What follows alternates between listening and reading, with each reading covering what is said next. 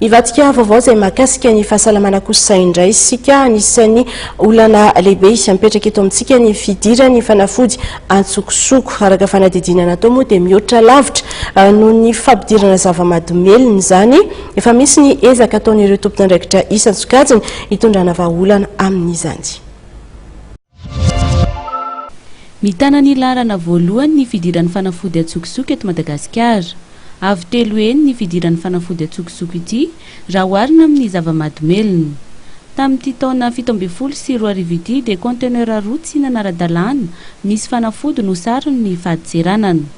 Disposition napetraka fotsiny zany miaraka amin'ny ministeran'ny fahasalamana dia izay niteneniko izay hoe na le entana tonga dia tsenaina avy aty Antananarivo dia miaraka atao visite intégrale na le entana tonga dia any Toamasina raha tena misy substitution ary efa nisy vokatra azonay tamin'izany miaraka tamin'ny ministeran'ny fahasalamana tamina raha atao hoe tamin'ity taon'ity ngambany hoe ataoko hoe conteneur anankiroa zany nisy hoe nihoatra ny fanafody tao anatina izay tsy nisy autorisation ny AMM.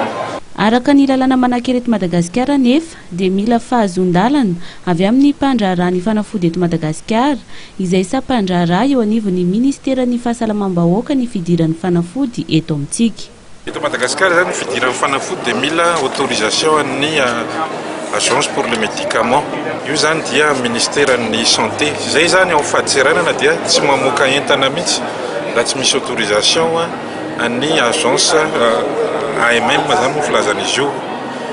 Ary ny instruction azonay zany dia ny fanafody rehetrarehetra koa rehefa miditra eto Madagasikara raha miditra any amin'ny conteneur zany na iny vato dia tsy maintsy atao visite intégrale afantarana hoe inona marina moa ny fanafody miditra hoe tena mahazo miditra sa tsy mahazo miditra. Ankoatra ny fanafody dia maro ireo entana tsy manara-dalàna miditra sy mivoaka eto amin'ny ranomasin'i Madagasikara.